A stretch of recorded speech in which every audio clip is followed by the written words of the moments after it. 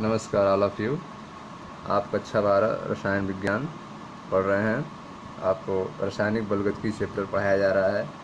पिछले video lecture में आपको आर्हेनियस समीकरण के बारे में बता दिए गए थे। ठीक है, आर्हेनियस समीकरण में आपको बताया गया था कि वेग स्थिरांक के बराबर AE पावर माइनस EA/RT। इस समीकरण को आर्हेनियस समीकरण कहते हैं। ठीक है, जहाँ के जो है वेग स्थिरांक है, ए जो है लिखे आर्हेनियस गुणक अथवा आवृत्ति गुणक है। इसे पूर्ण चारघातांकी गुणक भी कहते हैं।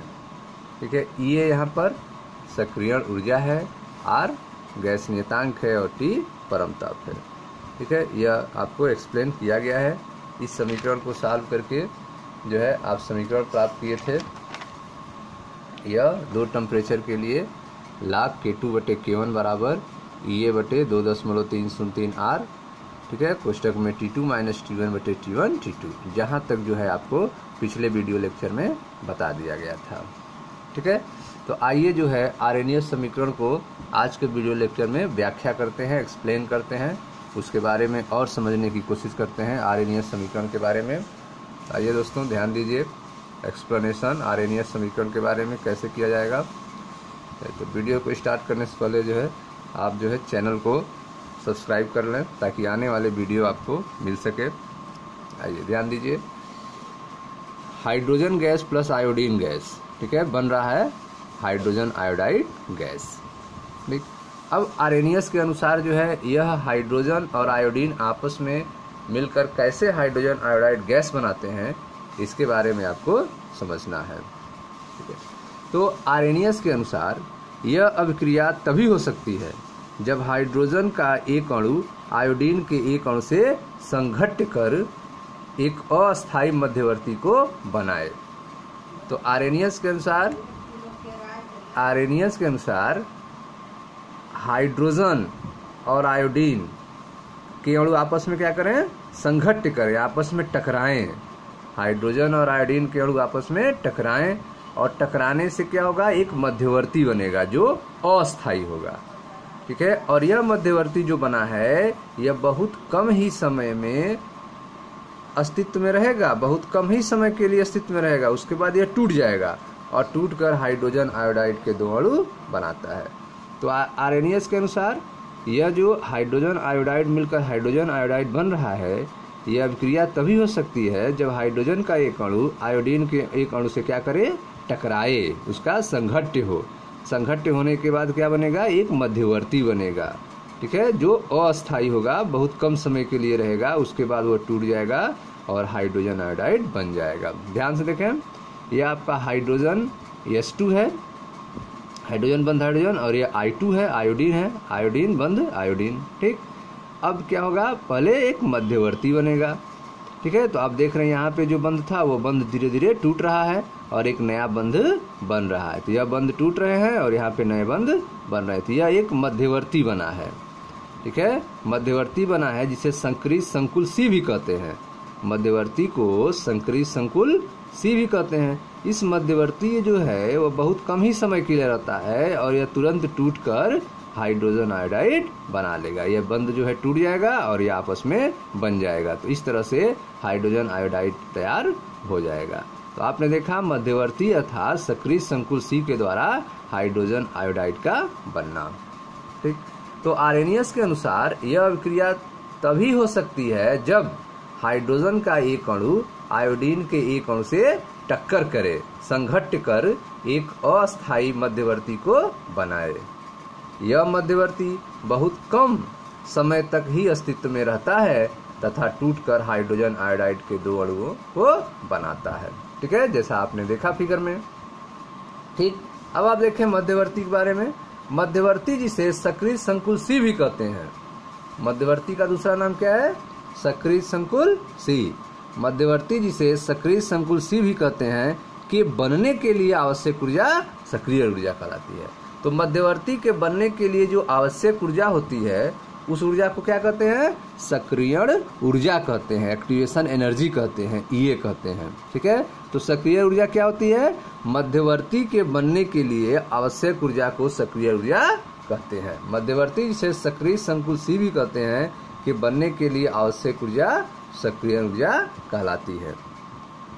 ठीक है, अब आइए ग्राफ के बारे में देखते हैं। स्थितिज ऊर्जा एवं अभिक्रिया निर्देशांक के मध्य ग्राफ खींचने पर निम्न ग्राफ प्राप्त होता है। ध्यान दें, यह स्थितिज ऊर्जा और अभिक्रिया निर्देशांक के बीच में, स्थितिज ऊर्जा को y अक्ष पे लिया गया है और x अक्ष पे अभिक्रिया निर्देशांक को लिया गया है। तो अगर इनके बीच में ग्राफ खींचें तो यह आपका ग्राफ मिलेगा। यह आपका अभिकारक है हाइड्रोजन धन आयोडीन, ठीक है, और बन रहा है हाइड्रोजन आयोडाइड। तो आप ग्राफ में देख रहे हैं, यह ग्राफ जो है A, तो यहाँ पर सक्रिय संकुल C हो गया और फिर यह प्रोडक्ट आपको बन गया B। तो यह अभिकारक और यह बन गया उत्पाद। तो यहाँ से लेके यहाँ तक, ठीक है, अभिकारक जहाँ से A से स्टार्ट हो रहा है, जहाँ पे मध्यवर्ती बन रहा है संकुल, सक्रिय संकुल C, यहाँ तक के एनर्जी को क्या कहते हैं? सक्रियण ऊर्जा कहते हैं। ठीक है, A से सक्रिय संकुल C तक के एनर्जी को क्या कहते हैं? सक्रियण ऊर्जा C कहते हैं। ठीक है, अब यहाँ पे अभिकारक और यह उत्पाद है, इनके बीच में एनर्जी गैप है डेल्टा H। ठीक है, यह जो है अंतिम अभिक्रिया उष्मा अभिकारक और उत्पाद की प्रकृति पर यह भी निर्भर करती है। तो ध्यान दें, तो स्थितिज ऊर्जा एवं अभिक्रिया निर्देशांक के मध्य ग्राफ खींचने पर निम्न ग्राफ प्राप्त होता है। अभिक्रिया निर्देशांक अभिकारकों के उत्पाद में ऊर्जा परिवर्तन की रूपरेखा प्रदर्शित करती है। तो यह जो अभिक्रिया निर्देशांक है, इसे हमें क्या जानकारी मिलती है? इससे हमें यह जानकारी मिल रही है कि अभिकारक के, ठीक है, अभिकारक के उत्पाद में ऊर्जा परिवर्तन की रूपरेखा, यह अभिकारक जो है यह उत्पाद में चेंज हो रहा है, तो ऊर्जा इसमें कैसे चेंज हो रही है इसके बारे में हमें जानकारी इससे मिलती है। तो अभिक्रिया निर्देशांक अभिकारकों के उत्पाद में ऊर्जा परिवर्तन की रूपरेखा प्रदर्शित करती है। ठीक, जब सक्रिय संकुल अपघटित होकर उत्पाद बनाता है तो कुछ ऊर्जा मुक्त होती है। तो आप देख रहे हैं जो सक्रिय संकुल बनेगा, ठीक है, जब यह टूटेगा और टूटने के बाद क्या बनेगा? उत्पाद बनेगा। ठीक है, तो जो आपका अभिकारक है उसके बंध टूटता है और एक मध्यवर्ती बनता है पहले, जिसे सक्रिय संकुल कहते हैं, और यह मध्यवर्ती कुछ समय बाद टूट जाता है और उत्पाद में चेंज होता है। ठीक है, तो जब सक्रिय संकुल अपघटित होकर उत्पाद बनाता है तो कुछ ऊर्जा क्या होती है? मुक्त होती है। अतः अंतिम अभिक्रिया उष्मा अभिकारकों और उत्पादों की प्रकृति पर निर्भर करती है। ठीक है, तो अंतिम अभिक्रिया उष्मा जो है वो अभिकारक और उत्पादों की प्रकृति पर निर्भर करती है। ठीक है, तो इस तरह से आपने देखा कि जब सक्रिय संकुल अपघटित होकर उत्पाद बनाता है तो कुछ ऊर्जा मुक्त होती है। जब सक्रिय संकुल टूटकर उत्पाद बनाएगा तो कुछ ऊर्जा क्या होगी? मुक्त होती है। अतः अंतिम अभिक्रिया उष्मा अभिकारकों और उत्पाद की प्रकृति पर निर्भर करता है। तो जो अंतिम अभिक्रिया उष्मा होगी वो किस पर निर्भर करेगी? अभिकारक और उत्पाद की प्रकृति पर निर्भर करती है। ठीक है, अब आइए देखते हैं, अभिकारक स्पीशीज के सारे अणुओं की गतिज ऊर्जा समान नहीं होती है। ठीक है, तो जो अभिकारक स्पीशीज हैं, जो अभिक्रिया करने वाले हैं, उनके सभी अणुओं की गतिज ऊर्जा समान नहीं होती है। ठीक है, किसी की बहुत ज्यादा होती, किसी की कम होती है, लेकिन जो है बहुत ज्यादा अणुओं का जो ऊर्जा होती है वह मध्यम में होती है। अभिकारक स्पीशीज के सारे अणुओं की गतिज ऊर्जा समान नहीं होती है। किसी एक अणु के व्यवहार की परिशुद्धता के बारे में पूर्वानुमान कठिन होता है। किसी एक अणु के बारे में, ठीक है, किसी एक अणु के व्यवहार के बारे में पूर्वानुमान लगाना क्या होता है? कठिन होता है। ठीक है, किसी एक अणु के व्यवहार की परिशुद्धता के बारे में पूर्वानुमान कठिन होता है। तो जब एक अणु के बारे में आप पूर्वानुमान नहीं लगा सकते हैं तो इसके लिए जो है वैज्ञानिकों ने क्या किया? ध्यान दें, अतः ठीक है, लडविग बोल्ट्जमान और जेम्स क्लार्क मैक्सवेल ने अधिक संख्या में अणुओं के व्यवहार को प्रयुक्त करने के लिए सांख्यिकी का प्रयोग किया। तो जब एक अणु के व्यवहार को परिशुद्धता के बारे में पूर्वानुमान कठिन होता है तो ये आप देखें वैज्ञानिक, कौन वैज्ञानिक? लडविग बोल्ट्जमान और जेम्स क्लार्क ने, मैक्सवेल ने अधिक संख्या में अणुओं के व्यवहार पता करने के लिए किसका यूज किया? सांख्यिकी का प्रयोग किया। ठीक है, एक अणु का परिशुद्धता के बारे में पूर्वानुमान कठिन है तो इसके लिए जो है एक से अधिक अणुओं के व्यवहार के बारे में जानने के लिए, ठीक है, लडविग बोल्ट्जमान और जेम्स क्लार्क मैक्सवेल ने किसका यूज किया? सांख्यिकी का यूज किया। ठीक है, अब इसके अनुसार देखें ध्यान से, इसके अनुसार गतिज ऊर्जा का वितरण, गतिज ऊर्जा का वितरण E, ऊर्जा E से युक्त अणुओं की संख्या Ne/Nt। गतिज ऊर्जा का वितरण E, ऊर्जा से युक्त अणुओं की संख्या Ne/Nt यों गतिज ऊर्जा के मध्य वक्र खींचकर ज्ञात किया जा सकता है। तो गतिज ऊर्जा का वितरण कैसे है, तो उसको आप गतिज ऊर्जा और अणुओं के अंश के बीच में आप ग्राफ खींचकर पता कर सकते हैं। गतिज ऊर्जा E, ठीक है, और अणुओं का अंश Ne/Nt के बीच में अगर आप ग्राफ खींचें, ठीक है, तो गतिज ऊर्जा के वितरण के बारे में जानकारी आपको मिल सकती है। ठीक है, तो ध्यान दें, किसी एक अणु अभिकारक स्पीशीज के सारे अणुओं की गतिज ऊर्जा समान नहीं होती है। अभिकारक स्पीशीज के सारे अणुओं की गतिज ऊर्जा समान नहीं होती है। किसी एक अणु के व्यवहार की परिशुद्धता के बारे में पूर्वानुमान कठिन होता है। किसी एक अणु के व्यवहार के बारे में पहले जानकारी क्या होती है, कठिन होती है। तो इसको सॉल्व करने के लिए लडविग बोल्ट्जमान और जेम्स क्लार्क मैक्सवेल ने अधिक संख्या में अणुओं के व्यवहार को प्रयुक्त करने के लिए सांख्यिकी का प्रयोग किया। ठीक है, इसके अनुसार, इनके अनुसार गतिज ऊर्जा का वितरण E, गतिज ऊर्जा का वितरण E, ऊर्जा से युक्त अणुओं की संख्या, ऊर्जा से युक्त अणुओं की संख्या Ne/Nt एवं गतिज ऊर्जा के मध्य वक्र खींचकर, ठीक है, तो गतिज ऊर्जा और ऊर्जा से युक्त अणुओं की संख्या के बीच में क्या खींचा गया, एक वक्र खींचा गया। ठीक है, वितरण को प्रदर्शित करता वक्र आप देख रहे हैं, विभिन्न गैसीय अणुओं की ऊर्जा वितरण को प्रदर्शित करता वक्र, जिसमें यह गतिज ऊर्जा लिया गया है, इस पर अणुओं का अंश लिया गया है, और इसमें जो है गैसीय, ठीक है, विभिन्न गैसीय अणुओं की ऊर्जा का वितरण का यह ग्राफ, ठीक है, वक्र है, जिसमें आप देख रहे हैं कि सबसे ऊंचाई पर जो है यह है अति संभाव्य गतिज ऊर्जा। वे अणु हैं जिनमें सबसे अधिक जो है, अधिक ऊर्जा जिनके पास होती है, जो जिन अणुओं के पास जो है, ठीक है, किसी के पास कम ऊर्जा होती है, किसी के पास अधिक ऊर्जा होती है, लेकिन अधिकांश अणु की ऊर्जा जो है बराबर होती है। ठीक है, तो उन अणुओं को अति संभाव्य गतिज ऊर्जा कहेंगे, जिनमें मैक्सिमम अणुओं के पास वह ऊर्जा होती है। ठीक है, तो विभिन्न गैसीय अणुओं में ऊर्जा वितरण को प्रदर्शित करता हुआ यह वक्र आपने देखा। तो इनके अनुसार गतिज ऊर्जा का वितरण ऊर्जा E से युक्त अणुओं की संख्या Ne/Nt एवं गतिज ऊर्जा के मध्य वक्र खींचकर ज्ञात किया जा सकता है। चित्र यहाँ Ne ऊर्जा E से युक्त अणुओं की संख्या है, Ne जो है वह E ऊर्जा से युक्त अणुओं की संख्या है, और Nt क्या है, कुल अणुओं की संख्या है। Ne/Nt में Ne क्या है, E ऊर्जा से युक्त अणुओं की संख्या है, और Nt क्या है, कुल अणुओं की संख्या है।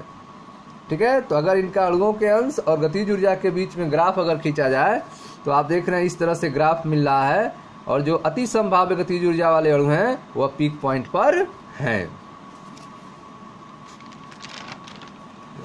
तो वक्र के शीर्ष पर, वक्र का शीर्ष अति संभाव्य गतिज ऊर्जा अर्थात अणुओं के सर्वाधिक अंश की गतिज ऊर्जा के संगत है। जो वक्र का शीर्ष है वो क्या है, वक्र का शीर्ष अति संभाव्य गतिज ऊर्जा अर्थात अणुओं की सर्वाधिक अंश की गतिज ऊर्जा के संगत होता है। तो जो शीर्ष होता है वह अणुओं के सर्वाधिक अंश की गतिज ऊर्जा के संगत होता है। ठीक है, इस गतिज ऊर्जा से कम अथवा अधिक ऊर्जा वाले अणुओं की संख्या कम होती है। ठीक है, तो जो अति संभाव्य गतिज ऊर्जा है उससे कम और उससे अधिक अणुओं की संख्या क्या होती है, कम होती है। ठीक, अब आप देखिए ध्यान से, टेम्परेचर बढ़ाने पर क्या इफेक्ट होता है। आपने देखा कि अणुओं की संख्या जो है अति संभाव्य गतिज ऊर्जा पर अधिक होती है, सर्वाधिक अंश होता है। ठीक है, उससे कम और उससे अधिक अणुओं की संख्या कम होती है। ठीक है, जब ताप बढ़ाया जाता है तो आलेख का शीर्ष अधिक ऊर्जामान की ओर विस्थापित हो जाता है। जब ताप बढ़ाएंगे तो आलेख का शीर्ष किधर जाएगा, जो अधिक ऊर्जा वाला, ठीक है, अधिक ऊर्जामान की तरफ विस्थापित हो जाएगा, तथा वक्र का फैलाव दाहिनी ओर बढ़ जाता है। तो ताप बढ़ाने पर वक्र का फैलाव किधर होता है, दाहिनी तरफ होता है। जब ताप बढ़ाया जाता है तो आलेख का शीर्ष अधिक ऊर्जामान की ओर विस्थापित हो जाता है। ताप बढ़ाने पर आलेख का शीर्ष किधर जाता है, अधिक ऊर्जा मान की ओर विस्थापित हो जाता है तथा वक्र का फैलाव दाहिनी ओर बढ़ जाता है। तो अगर वक्र का फैलाव दाहिनी ओर बढ़ रहा है, इसका मतलब जो है टेम्परेचर को क्या किया जा रहा है, बढ़ाया जा रहा है। तो जब ताप बढ़ाया जाता है तो आलेख का शीर्ष अधिक ऊर्जा मान की ओर विस्थापित हो जाता है तथा वक्र का फैलाव दाहिनी ओर बढ़ जाता है। क्यों? क्योंकि अत्यधिक ऊर्जा प्राप्त अणुओं का अनुपात बढ़ जाता है। ठीक है, अत्यधिक ऊर्जा प्राप्त अणुओं का अनुपात बढ़ जाता है। तो टेम्परेचर बढ़ाने पर क्या इफेक्ट होता है, वक्र का फैलाव दाहिनी ओर बढ़ जाता है। क्यों बढ़ जाता है? क्योंकि अत्यधिक ऊर्जा प्राप्त अणुओं का अनुपात बढ़ जाता है। अत्यधिक ऊर्जा वाले अणुओं की संख्या क्या होती है, बढ़ जाती है, क्योंकि अत्यधिक ऊर्जा प्राप्त अणुओं का अनुपात बढ़ जाता है। वक्र के अंतर्गत क्षेत्रफल समान रहता है। जो वक्र के अंतर्गत क्षेत्रफल होता है, जो एरिया होती है, वो क्या होती है, समान होती है, लेकिन वक्र किधर चला जाता है, दाहिनी तरफ चला जाता है, अर्थात अत्यधिक ऊर्जा प्राप्त अणुओं के अनुपात बढ़ जाता है। वक्र के अंतर्गत क्षेत्रफल समान रहता है क्योंकि कुल संभाव्यता का मान हर समय एक रहना चाहिए। वक्र का क्षेत्रफल समान रहता है, क्यों? क्योंकि कुल संभाव्यता का मान हर समय एक रहना चाहिए। कुल संभाव्यता का मान हर समय क्या होना चाहिए, एक रहना चाहिए। इसीलिए वक्र के अंतर्गत क्षेत्रफल का मान समान होता है। ठीक है, ईए सक्रिय ऊर्जा ईए की स्थिति मैक्सवेल बोल्ट्जमान वक्र पर अंकित कर सकते हैं। सक्रिय ऊर्जा ईए की स्थिति जो है वह मैक्सवेल बोल्ट्जमान वक्र पर अंकित कर सकते हैं। ठीक है, तो ध्यान दें, यह गतिज ऊर्जा लिया गया है एक्स अक्ष पे और वाई अक्ष पे अणुओं का अंश लिया गया है। ठीक है, जब आप टेम्परेचर बढ़ाएंगे तो क्या होगा, वक्र दाहिनी तरफ शिफ्ट हो जाएगा, लेकिन क्षेत्रफल में कोई परिवर्तन नहीं होगा। तो यह आप पहला ग्राफ देखें, यह ग्राफ आपका टेम्परेचर टी पे है, यह ग्राफ टेम्परेचर टी पे है। ठीक है, तो जब आप टेम्परेचर बढ़ा देते हैं, मान लीजिए 10 डिग्री बढ़ा दिए, टी धन 10 डिग्री, तो यह क्या हुआ, यह ग्राफ जो है दाहिनी तरफ शिफ्ट गया, लेकिन दाहिनी तरफ ग्राफ शिफ्ट कर जाएगा, लेकिन यह जो एरिया है, कवरिंग एरिया है, यह दोनों क्या होगा, सेम होगा। तो आप देखें ध्यान से, यहाँ पे यह आपका सक्रिय ऊर्जा और यह आपका दिया गया है, यह क्षेत्र टी धन 10 ताप पर अभिक्रिया करने वाले अतिरिक्त अणुओं को दर्शाता है। जब टेम्परेचर आप बढ़ा देते हैं तो जो एक्स्ट्रा अणु आए हैं, ठीक है, अभिक्रिया करने वाले जो अतिरिक्त अणु है, वह उस अतिरिक्त अणुओं की संख्या जो है, ये जो ग्रीन कलर से किए हैं, यह दर्शा रहा है, और यह जो है आपका सक्रिय ऊर्जा को दर्शा रहा है। ठीक है, तो इस तरह से आपने देखा कि जब ताप बढ़ाया जाता है तो आलेख का शीर्ष जो है अधिक ऊर्जा मान की ओर विस्थापित हो जाता है और वक्र का फैलाव दाहिनी ओर बढ़ जाता है। क्योंकि अत्यधिक ऊर्जा प्राप्त अणुओं का अनुपात बढ़ जाता है, वक्र के अंतर्गत क्षेत्रफल समान रहता है क्योंकि कुल संभाव्यता का मान हर समय एक रहना चाहिए। ठीक है, सक्रिय ऊर्जा ईए की स्थिति मैक्सवेल बोल्ट्जमान वक्र पर अंकित कर सकते हैं।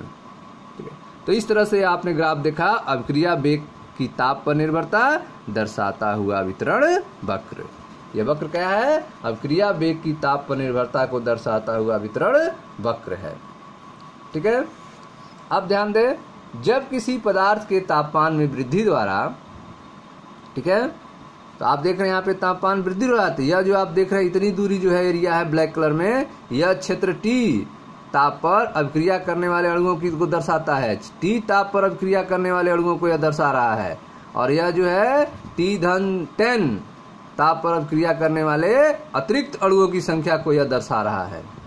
ठीक है, तो यह देख रहे हो आप, दो पार्ट है इसका, एक ग्रीन से किए हैं और एक ब्लैक से किए हैं। तो ब्लैक वाला क्या बता रहा है, यह क्षेत्र टी ताप पर अभिक्रिया करने वाले अणुओं की संख्या को दर्शा रहा है, और यह ग्रीन जो एरिया है वह क्या बता रहा है, यह क्षेत्र टी धन 10 ताप पर अभिक्रिया करने वाले अतिरिक्त अणुओं की संख्या को दर्शाता है।